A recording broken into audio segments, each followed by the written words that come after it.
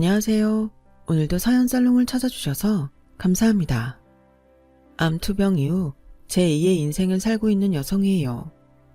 처음 병원에서 암 진단을 받았을 땐 하늘이 무너지는 것 같았어요. 당시 제 나이가 28이었는데 고작 이거 살고 죽어야 하나 하루하루가 우울하기만 했어요. 자다가도 문득 왜 나한테 이런 일이 생긴 걸까? 하늘이 원망스러워서 잠도 못 이루고 울기만 했죠. 그런데 정작 암투병을 하다 보니 암세포보다 더 지독한 놈이 제 옆에 있었더라고요. 제 남편이요. 그놈 때문에라도 이대로 죽을 수는 없어서 이를 악물게 되었어요. 남편에 대한 미움과 증오가 지독한 암세포도 이길 정도였으니 얼마나 악독한 놈이었을지 상상이 가시나요? 지금부터 제 암투병기, 아니 악독한 남편 놈 복수기를 들려드릴게요. 어린 시절 저는 해외에서 자랐어요. 사업을 하시는 아빠 때문에 초등학교 1학년 때 중국 심천으로 이사해서 그곳에서 청소년기까지 보냈거든요. 당시 심천에는 세계 각국 기업들의 제조 공장이 들어서 있었어요. 한때 아메리카 드림을 꿈꾸며 젊은이들이 미국으로 향했던 것처럼 심천이 바로 그런 곳이었죠. 중국 각 지역의 노동자들이 돈을 벌러 심천으로 몰려들었거든요. 중국인들에게 심천은 기회의 땅이자 신분 상승의 꿈을 이뤄줄 로또와 같은 곳이었어요. 하지만 세상살이가 다 그렇듯 성공을 이룬 사람은 그리 많지 않았어요. 그렇다 보니 냉혹한 현실에 좌절하고 자포자기하는 사람들이 늘어갔죠. 부의 상징인 높은 아파트가 곳곳에 들어섰지만 하루 벌어 하루 사는 빈곤한 노동자도 늘어갔어요. 16차선을 달리는 승용차 대부분은 해외 유명 브랜드 차들이었어요. 한 대 걸러 한 대는 벤츠, 아우디 같은 고급 수입차였죠. 급격한 빈부차는 사회 곳곳을 병들게 만들었고 얼마 지나지 않아 심천은 무법 도시처럼 변해갔어요. 특히나 외국인들은 강탈자들의 표적이 되곤 했어요. 당시 저희 아빠도 아우디를 끌고 다니셨는데 한 번은 아빠 차를 타고 온 가족이 외식을 하러 나섰다가 신호에 걸려 차를 세우게 됐는데 갑자기 누군가 달려들어선 벽돌로 보조석을 깨고 칼을 들이밀더라고요. 보조석에 앉아있던 엄마는 놀라서 벌벌 떨었고 아빠는 괴한의 요구에 따라 지갑을 꺼내들었어요. 다행히 그 순간 신호가 바뀌어서 그대로 내달릴 수 있어 돈은 뺏기지 않았지만 그 일 이후로 엄마는 바깥 외출도 삼가한 채 집에만 머물렀어요. 여보, 돈도 좋지만 이러다가 무슨 일 생길 것만 같아서 무서워서 못 살겠어요. 우리 홍콩으로 이사를 가든지 아니면 한국으로 돌아가요. 애들 생각도 해야죠. 당시 중국은 한창 성장 가도를 달리고 있던 때라 아빠 사업도 승승장구 중이었는데 그걸 포기하고 한국으로 돌아가자고 하니 아빠는 고민에 빠질 수밖에 없었어요. 여보, 조금만 참아보자. 전보다 도로에 공원도 많고 아파트 내 치안도 괜찮잖아. 지금 포기하고 한국으로 돌아가면 손해가 이만저만이 아니야. 지난 10년간 그 고생을 하고 이제야 수학을 할 순간인데 어떻게 포기해? 나라고 왜 애들 걱정이 안 되겠어? 하지만 우리 애들 남부럽지 않게 키우려면 돈이 있어야 될 거 아니야. 당신이 정 고집 부르겠다면 좋아. 애들 데리고 당신이 한국에 들어가. 난 여기서 좀 더 버텨볼 테니까. 한동안 중국을 떠나는 일로 엄마 아빠는 말다툼을 하셨고 결국 몇 달 뒤 엄마와 우리 남매는 심천을 떠나 한국으로 돌아오게 되었어요. 초등학생 때부터 중국에서 교육을 받았던 터라 한국 학교에 적응이 힘들 줄 알았는데 오히려 반대였어요. 중국 교육은 한국보다 강압적이고 약간 무대뽀 같은 반면 한국은 꽤 자유로운 편이었거든요. 방과 후 사교육 역시 심천에서도 늘 하던 거라 딱히 힘들 건 없었어요. 심천에 살 때도 엄마가 저희 남매의 영어 교육에 공을 들이셨었기 때문에 그 덕도 톡톡히 보게 되었죠. 덕분에 오빠도 저도 대학 진학을 하는 데는 어려움은 없었어요. 한 가지 아쉬운 건 아빠랑 떨어져 살아야 했던 거였죠. 화상 통화를 할 때마다, 점점 더 수척해지는 아빠를 볼 때마다 마음이 무거웠거든요. 그렇게 떨어져 지낸 지 5년쯤 지나서야 아빠는 한국으로 돌아올 수 있었어요. 그 사이 고등학생이던 저는 대학을 졸업하게 되었고, 다행히 제 졸업식엔 온 가족이 함께 할 수 있었어요. 연년생인 오빠는 군복무 때문에 아직 대학생 신분이었고, 저는 졸업 전에 합격한 회사에 다니게 되었어요. 네이티브 스피커 수준의 중국어 덕을 보게 된 거였죠. 제가 입사를 하고 반년쯤 지나자 부모님은 고향으로 내려가 사시겠다며 귀농을 선언하셨어요. 젊은 시절을 해외에서 치열하게 사신 탓에 이제는 그간 벌어놓은 돈으로 고향에서 편히 살고 싶으시다면서요. 자식들도 다 키웠으니 이만하면 부모 노릇은 다 한 거 아니겠니? 앞으로 네 엄마랑 둘이서 신혼 때처럼 살아볼 생각이다. 그러니 앞으로는 니들이 벌어서 시집 장가도 가고 가정도 꾸려 살아봐. 오빠의 남은 학기 학비를 끝으로 더는 지원이 없을 거라는 말씀을 남기시곤 부모님은 고향으로 내려가셨어요. 거기다 오빠까지 친구와 살겠다며 집을 나가는 바람에 저는 오피스텔로 이사를 했어요. 처음엔 좋았어요. 난생 처음 혼자서 살게 된 터라 집 꾸미고 살림 늘리는 재미가 쏠쏠했거든요. 그런데 시간이 지나자 재미보다는 불 꺼진 집에 돌아와 밥도 혼자 먹고 TV도 혼자 보고 쉬는 날엔 말 한마디 않고 사는 생활이 우울하더라고요. 한국에 돌아와 사귄 친구들이 꽤 있긴 했지만 다들 회사 일에 바쁘거나 일찍 결혼을 한 친구들은 육아 때문에 시간을 내기 힘들었어요. 그러던 차에 회사 동료 권유로 인터넷 커뮤니티에서 비슷한 취미를 가진 사람들을 만나게 되었어요. 한국에 거주하는 외국인과 외국에서 살다 온 사람들이 주였어요. 한국 사회에 완벽하게 녹아들지 못한 사람들이지만 한국이 좋아서 함께 국내 여행을 다니면서 한국의 산과 바다를 즐기는 사람들이었죠. 혼자서는 엄두가 안 나는 여행이지만 여럿이 힘을 합해 다니니까 두려움도 덜하고 신이 나더라고요. 각자 인터넷이나 지인을 통해 얻은 정보를 모임에 나와 나누기도 하고 한국살이의 어려움도 나누곤 했어요.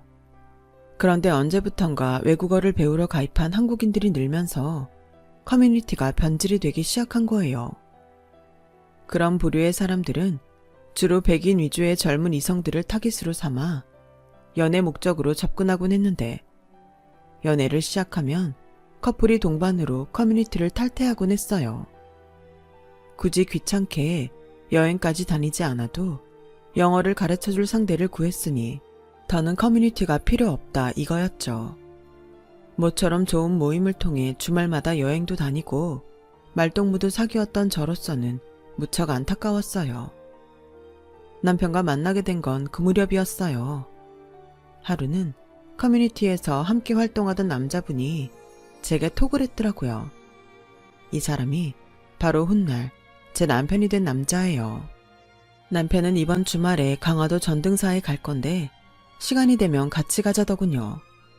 안 그래도 심심했던 터라 두말 않고 바로 가겠다고 했죠. 모처럼 사람들과 여행을 떠난다는 생각에 들떠서 생각하고 자시고 할 겨를이 없었거든요. 그런데 약속 당일날 나가보니 남편과 저 둘뿐이더라고요. 실망한 제 표정을 본 남편은 머쓱한 표정으로 그러더라고요. 아, 나이 많은 아저씨랑 단 둘이 가게 돼서 실망했나 보네. 정 안 내키면 안 가도 돼요. 아니에요. 전 여러 명이 같이 가는 줄 알고 있었거든요. 그래서 조금 당황한 것 뿐이에요. 남편은 저보다 7살이 많았어요. 어릴 때 미국으로 이민 갔다가 대학을 졸업하고 한국 회사에 취직해 돌아온 경우였죠. 커뮤니티에서 만난 지는 꽤 됐지만 단둘이 대화를 나눠본 적은 거의 없어서 서먹서먹한 상태였죠.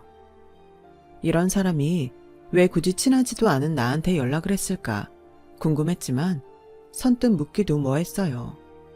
혹여 기분 나빠할까 봐요. 그런데 전등사까지 가는 내내 대화를 나눠보니 의외로 통하는 부분도 많고 외국에서 어린 시절을 보내면서 겪은 일들도 비슷한 점이 많아서 금방 친해졌어요. 그날 남편 차를 타고 편하게 전등사 구경도 하고 대학 오이에 해물 칼국수를 먹고 집으로 돌아온 후로는 연락도 자주 하고 주말마다 같이 여행도 다니게 되었죠. 여럿이 여행을 다니는 것도 좋았지만 마음 맞는 사람 둘이서 다니는 것도 꽤 좋더라고요. 어느덧 오빠 동생으로 지내게 된 우리는 서로의 집을 오가게 되었고 어느새 연인으로 발전했어요. 우리 차라리 살림 합칠래? 괜히 이중으로 집세 내며 돈 낭비할 필요 없잖아. 그렇긴 한데 동거는 좀 그래. 우리 부모님도 허락 안 하실 거고. 내심 결혼하자는 말을 기대해왔던 저로서는 동거를 하자는 남편 말이 왠지 서운했어요. 나를 그저 즐기다 버릴 상대로 생각하는 것 같았거든요. 그럼 결혼은 어때? 그 말에 제가 고개를 끄덕이자 남편은 환하게 웃으며 그러더군요. 아, 다행이다. 사실 난 내가 나이가 많아서 결혼 얘기 꺼내는 게 왠지 어린 너한테 결혼 닥달하는 것처럼 보일까봐 걱정이었거든. 얘기를 듣고 보니 남편 입장에서는 그럴 수도 있겠다는 생각이 들었어요. 나중에 알고 보니 다른 이유였지만요. 저희 집에서는 일찌감치 결혼 허락을 받았지만 시부모님은 미국에 살고 계셔서 인사드릴 기회가 없었는데 생각지 못한 일로 만나게 된 거예요. 미국의 트럼프 정부가 들어서면서 시작된 이주민 추방 분위기가 거세졌는데 그게 한인 사회에도 파장을 일으키면서 저희 시부모님이 한국으로 돌아오시게 된 거예요. 정확한 사연은 모르겠지만 오랜 시간 미국에 살았으면서도 제 남편과 시누이와는 달리 시부모님은 시민권조차 얻지 못했던 모양이에요. 그러다 아들이 한국에 터를 잡은 차에 미국 정부의 압박까지 거세지자 결국 한국행을 결심한 거였죠. 그 바람에 저는 시부모님을 만날 수 있었어요. 미국에서 오래 사신 분들이라고 하기에는 영어 실력이 많이 짧으신 것 같아 보였어요. 쉬운 단어들만 영어로 하시고 문장은 한국어더라고요. 그런데도 말끝마다 한국과 미국을 비교하시며 한국을 비하하는데 듣기 불편하더라고요. 그래, 부모님은 시골에 사신다고? 그럼 농사 지으시겠네? 힘드시겠다. 미국은 농사를 지어도 땅이 하도 넓으니까 기계가 다 하거든. 근데 한국은 땅덩이가 좁아서 죄다 사람 손으로 하잖아. 아, 생각만 해도 쏘하드야. 그럼 학교는 컨트리에서 다녔어? 아니요. 중국 심천에서 살다가 고등학생 때 한국에 돌아와서 한국에서 다녔어요. 중국? 오 마이 갓. 후진국에서 살았구나. 집이 많이 어려운가 보네. 중국에서 살다가 한국에 와선 시골에서 살고. 마치 헐벗은 거지를 보는 듯 안 됐다는 표정으로 저를 바라보시는데 기분이 묘하더라고요. 이거 미국에서 올 때 사온 건데 한번 먹어보겠어? 한국에선 돈 주고도 못 사는 거라고. 이게 한 2, 3불 하는데 우리 애들이 어릴 때부터 많이 먹던 거라서 내가 일부러 코스트코에 가서 사온 거야. 시어머니는 초코바를 하나 내밀며 미군이 헐벗은 전쟁 고아들한테 미제 초콜릿을 던져주듯 했어요. 한국에 있는 코스트코에서 버젓이 팔고 있는 제품을 말이죠. 알려드릴까 하다가 초면에 기분 상하게 할 거 뭐 있냐 싶어 고맙다고 말씀드리고 받았죠. 시어머니의 이런 태도가 변하게 된 건 상견례 때 저희 부모님을 만나고 난 뒤였어요. 식사 후에 화장실에서 저희 엄마랑 마주치셨는데 저희 엄마가 화장을 고치느라 꺼내 명품 화장품을 보시고는 눈이 휘둥그레지신 거예요. 거기다 주차장에 세워둔 저희 아빠의 벤츠를 보시고는 시아버지도 두 눈이 커질 정도로 놀라시더라고요. 그 때문이었을까요? 결혼을 앞두고 혼수와 예단을 준비하는데 시댁에서 요구한 스케일이 생각보다 크더라고요. 특히 시누이는 평생 써보지 못한 명품 브랜드를 이참에 원없이 써보겠다고 작정한 건지 백부터 구두, 옷까지 온통 명품 브랜드로 맞춰달라고 하더라고요. 어머님과 아버님도 덜하지 않았어요. 골프차랑 백까지 브랜드 제품으로 고른 데다 시어머니는 다이아 반지까지 해달라고 하시더라고요. 들어서 알겠지만 우린 친척이 별로 없어서 따로 예단 준비할 게 없어. 그냥 데디랑 나랑 우리 토토 것만 해오면 돼. 돈 안 들어서 좋지? 돈 아끼게 해줬으니까 우리 식구 건 내가 적어준 대로 준비해줘. 아, 그리고 집은 지금 살고 있는 집이 복층 오피스텔이라면서? 우리 재훈이 살고 있는 원룸보다는 거기가 더 살기 편하지 않겠어? 살던 집이니까 혼수 채우는 것도 편할 테고 말이야. 그럼 집 문제는 그렇게 피니쉬하고? 잠시만요, 어머님. 신혼집을 제가 살던 오피스텔에서 하라고요? 왜? 뭐가 문제 있니? 설마 월세라서 그러는 거야? 얘, 너 참 촌스럽다. 미국은 전부 월세야. 전 세계를 돌아봐. 한국처럼 전세 놓는 집이 있나? 네가 어릴 때부터 후진국에서 살다 와서 모르나 본데 월세는 하나도 창피한 게 아니다. 그런 게 아니고요, 어머님. 제가 혼수랑 예단 비용으로 수천에서 1억 가깝게 쓰는데 집까지 제 집에서 사는 거면 재훈 씨는 뭘 해오는 건가요? 처음부터 양가 부모님 도움 없이 저희 힘으로 하기로 한 결혼이에요. 서로 반반 부담해서 하는 게 맞지 않을까 생각해요. 그래서 말인데요. 말씀하신 예단은 도저히 제 힘으론 불가능해요. 특히 어머님이랑 아가씨가 적어준 에르메스 백이랑 샤넬 백의 경우는 돈 가지고 간다고 매장에서 바로 살 수 있는 모델이 아니에요. 그 브랜드 매장에서 구입한 이력이 있어야 살 수 있는데 저는 지금껏 명품 매장은 다녀본 적도 없거든요. 제가 해올 수 있는 예단은 어머님, 아버님, 그리고 시누이 한복 정도가 다예요. 그리고 제가 살던 집은 저희 아빠가 보증금을 빌려주신 거라서 이번에 집 빼서 갚아드려야 해요. 제 말에 시부모님과 시누이는 세상을 잃은 표정이 되었어요. 저는 거기에 중지부를 찍었죠. 한국에서 신혼집은 남자 쪽에서 해오는 거 아시죠? 그 말에 시어머니는 기겁을 하더군요. 어머, 얘? 그런 게 어딨니? 미국에선 안 그래. 돈 있는 사람이 해야지. 왜 남자가 독박을 쓰니? 니들도 한국식으로 하지 말고 아메리칸 스타일로 하렴. 그게 좋아. 그럼 그럴까요, 어머님? 미국에선 혼수랑 예단 같은 건 없다고 들었는데. 그죠, 어머님? 그럼 어머님 말씀대로 저희 결혼은 아메리칸 스타일로 분담해서 할게요. 어머님 당신 입으로 미국식으로 하라고 했으니 번복할 수도 없었죠. 그렇게 결혼식을 앞두고 벌인 시댁과 저의 기싸움은 제 승리로 끝났어요. 그런데 결혼은 준비 과정이 끝이 아닌 그때부터가 시작인 거더라고요. 결혼식을 마치고 신혼여행에서 돌아온 순간부터 제 눈앞에는 시월드가 활짝 열렸거든요. 말로는 그렇게 미국 하는 분들이 사고방식은 전형적인 쌍팔년도 한국 스타일로 며느리를 자기 집 몸종 부리듯 하려고 하더라고요. 가족이라는 명목하에 툭 하면 저를 불러다가 운전기사로 부려먹고 관공서 일은 물론 심지어 쓰레기 봉투 사는 것까지 저를 불러서 시켰어요. 거기다 주말마다 가족이 모여서 밥을 먹어야 한다며 매주 시댁으로 불러 식사 준비를 시켰어요. 음식 차리고 설거지하는 동안 저를 제외하곤 누구도 주방에 들어오지 않더라고요. 물 한 잔도 자기들 손으로 떠먹지 않을 정도로요. 자기야, 나 더는 이렇게 못 살아. 어떻게 매번 나만 부리고 다들 손도 하나 까딱 안 하는 거야? 내가 이 집 종이야? 이건 너무하잖아.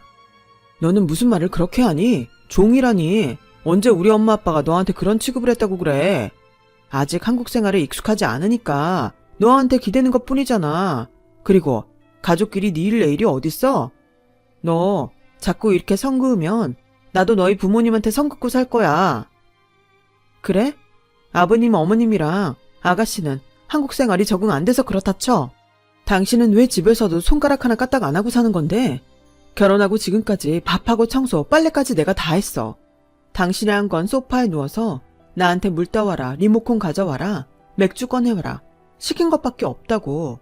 당신한테 난 도대체 뭐야? 야, 난 어릴 때부터 지금까지 엄마랑 내 여동생이 다 해줬어. 그런데 이제 와서 나보고 하라고? 그리고 원래 한국 여자들은 결혼하면 다들 그 정도는 하고 살아. 기껏 너 생각해서 동거하자고 했을 때 동거 말고 결혼하자고 한 건 너야. 네가 바란 결혼이니까 거기에 따르는 책임도 네가 져야 하는 거라고. 그럼 동거했으면 자기도 집안일을 했을 거란 얘기야? 그땐 뭐 했을 수도 있지. 남편은 말이 안 통하는 사람이었어요. 멀쩡한 외모에 직장도 괜찮은 남자가 왜 그 나이 먹도록 결혼을 안 했을까 생각했었는데 이게 이유였던 거죠. 생각 같아선 당장 결혼을 무르고 싶은 심정이었지만 그게 말처럼 쉽지는 않았어요. 엄마한테 전화해 하소연을 했더니 오히려 저를 나무라시더라고요. 그럼 결혼 생활이 달달하기만 할 줄 알았니? 네 아빠도 예전엔 얼마나 이기적이었는데 그걸 고쳐가며 사느라 내가 얼마나 소가리하고 살았는 줄 아니? 조금씩 고쳐가며 살아. 별 수 있니? 네가 선택한 사람인걸. 가족밖에 모르는 아빠도 예전엔 제 남편처럼 이기적인 사람이었다는 말이 그나마 위안이 됐어요. 시간이 지나면 우리 아빠처럼 변화될 여지가 있다고 믿었으니까요. 그런데 모든 사람이 다 좋은 쪽으로 변하는 건 아니었던 모양이에요. 결혼하고 1년이 지나는 동안 시댁 식구와 남편 때문에 몸과 마음고생을 했던 제가 몹쓸 병에 걸려버린 거예요. 암이었어요. 직장에서 건강검진을 받았는데 의심되는 소견이 발견됐다며 재검을 받으라고 하더라고요. 그래서 다시 검사를 받았더니 유방암 판정이 나온 거예요. 왼쪽 유방을 제거해야 한다는 말에 하늘이 무너지는 것 같았어요. 당시 제 나이가 고작 28밖에 안 됐었거든요. 그 나이에 한쪽 유방을 제거한다니 세상이 끝난 것 같더라고요. 그런데 한쪽 가슴을 잃게 된다는 사실보다 더 괴로운 말을 듣게 될 줄 누가 알았겠어요. 남편은 제 상태를 전해 듣고는 한숨을 푹 쉬더니 그러는 거예요. 아씨, 그럼 내가 앞으론 한쪽 가슴 없는 여자랑 살아야 된다는 거야? 징그러워서 너랑 어떻게 같이 자냐? 병원에서 보정수술은 안 된대? 여자들 가슴 키울 때 넣는 거 있잖아. 그거 좀 넣어달라고 해봐. 맞다. 그거 넣으면 만질 때 느낌이 이상하진 않을까? 젠장, 이젠 마누라 가슴도 마음대로 못 만지겠네. 저는 귀를 의심할 수밖에 없었어요. 남편이라는 작자가 아내가 유방암에 걸렸다는데 이딴 소리를 한다는 게 말이 되나요? 자기, 지금 내 말 못 알아들었어? 나 유방암이라고. 내 몸에 악성 종양이 생겼단 말이야. 그런데 가슴 못 만지게 되는 게 그렇게 아쉽고 화가 나? 난 죽을 수도 있단 말이야. 야, 너 당장 죽는 거 아니잖아. 막말로 지금 이 순간 가장 빡치는 사람이 누구겠냐? 바로 나야. 결혼하고 2년 만에 마누라가 암에 걸렸는데 열 안 받게 생겼냐고. 수술비에 병원비, 거기다 가슴까지 드러내겠다는데 내가 어떻게 곱게 얘기할 수 있겠냐? 암튼 나 그냥 이대로는 못 넘어가. 받을 건 받아야겠어. 씩씩대던 남편은 휴대폰을 꺼내 어디론가 전화를 걸었어요. 처음엔 자기 부모님한테 제가 암에 걸렸다는 사실을 전하는 줄 알았는데 호칭을 들어보니 저희 부모님한테 전화를 한 거더라고요. 장인어른, 예림이한테 얘기 들으셨죠? 네, 그 일로 전화 드렸습니다. 단도직입적으로 말씀드릴게요. 제 계좌로 3억만 보내주세요. 왜냐뇨? 물건을 살 때도 AS 기간이라는 게 있지 않습니까? 저 예림이랑 이 정도밖에 안 살았는데 이렇게 하자가 발견됐다고요. 그러니까 병원비에 수술비, 거기다 제가 받은 정신적 충격에 따른 피해 보상금까지 장인어른이 내셔야죠. 장인어른이라면 한쪽 가슴 없는 여자랑 관계 갖고 싶겠습니까? 아, 징그러워서 어떻게 한 입을 덮고 사냐고요. 아, 됐어요. 딸 이혼녀 만들고 싶지 않으시면 3억 제 계좌로 보내세요. 남편은 지 악을 써가며 할 말만 하고 전화를 끊었어요. 그 모습에 그나마 남아있던 쥐똥만한 정까지 다 떨어지더군요. 야, 네가 이기적인 놈인 건 알았지만 어떻게 중병에 걸린 아내를 두고 그딴 개소리를 짓거릴 수가 있니? 네가 그러고도 인간이야? 우리 아빠한테 3억을 물어내라고? 내가 네 소유니? 네가 돈 주고 날 사기라도 했어? 결혼하고 지금까지 니네 집일에 종처럼 부려먹기만 해놓고 병드니까 이제 와서 환불받겠다는 거니? 말해봐, 이 개새끼야. 그 나이를 처먹고도 그 정도 사고밖에 못하는 인간이라니? 이런 걸 그동안 인간 대접해온 내가 정신 빠진 년이지. 이참에 깔끔하게 갈라서자. 나도 더는 너 같은 놈이랑은 얼굴 맞대고 살고 싶지 않아. 누구 맘대로 이혼을 하재. 결혼하느라 들인 돈이 얼만데. 이혼할 거면 그 돈 다 토해내고 해. 막말로 내가 바람을 피웠냐 노름을 했냐. 나한테는 이혼 사유가 전혀 없으니까 이혼하려거든. 나한테 위자료 내놓고 해. 알았어? 결국 남편과 저는 소송을 통해 이혼을 하게 되었어요. 병에 걸리자 남편이 했던 말들과 저희 친정의 전화에 위자료를 요구하는 등 남편이 벌인 행동을 법정에서 낱낱이 까발렸어요. 결국 법은 제 손을 들어주었고 저는 재산 분할을 받고 이혼할 수 있었어요. 암에 걸렸다는 사실에 망연자실했던 저는 남편 놈에 대한 복수심에 삶의 의지를 불태웠고 결과적으로는 제게 있어선 긍정적인 결과를 가져왔어요. 수술을 성공적으로 끝낸 저는 투병 생활을 하는 와중에 온라인 중국어 교육 사업을 시작했어요. 사업도 사업이지만 입소문을 타고 1:1 맞춤 강의도 다니게 되었죠. 주로 중국 진출을 하려는 연예인과 기업 간부들이 저를 찾았어요. 덕분에 상류층 인맥도 넓힐 수 있었고 강의료도 두둑이 챙길 수 있었죠. 그러던 어느 날이었어요. 모기업 통역을 해주고 인센티브를 받아서 부모님께 선물을 사드리려고 백화점 명품관에 갔는데 거기서 우연히 전 남편과 마주친 거예요.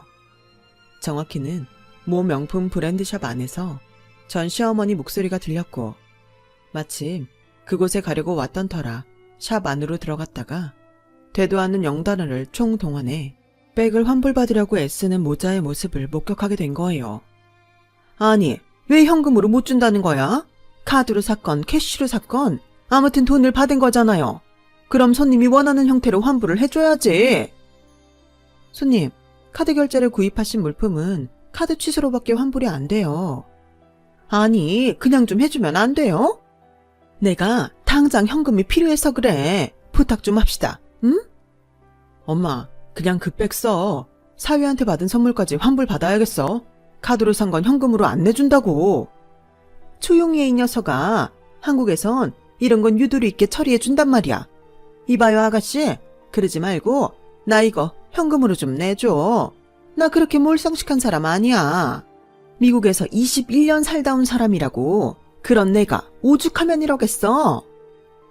제 앞에서 있는 교양 없는 교양 다 떨던 전 시어머니는 돈 앞에서 완전 구겨져선 진상을 떨고 있더라고요.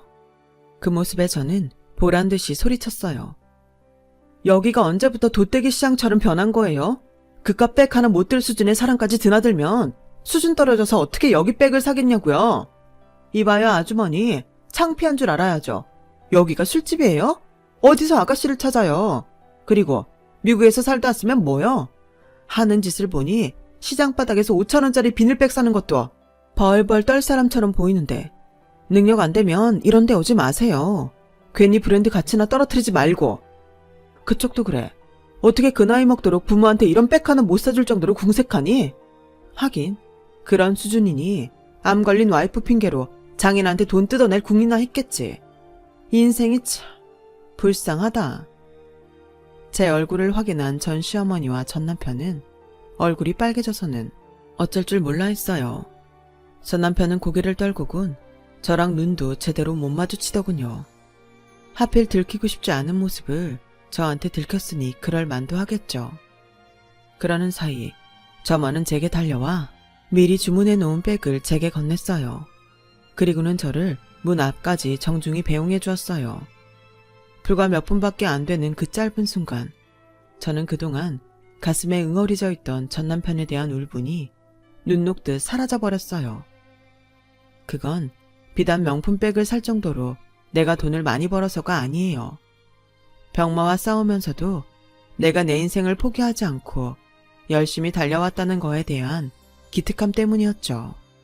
인생을 살다 보면 내 잘못이 아닌데도 손해를 보기도 하고 남한테 피해 안 주고 착하게 사는데도 돌부리에 걸려 넘어지기도 하지만 중요한 건 바로 그 이후인 것 같아요. 내가 어떻게 그 고난을 받아들이고 역경을 이겨나가는지 말이에요. 포기하지 않고 내 자신을 일으켜 세울 수 있다면 그것만으로도 충분히 박수받을 만하다고 생각해요. 그런 의미에서 앞으로 저는 병마와의 싸움에서 반드시 이길 거예요. 완치 판정을 받는 그날까지 절대로 포기하지 않을 거니까요. 여러분도 응원해 주셨으면 합니다.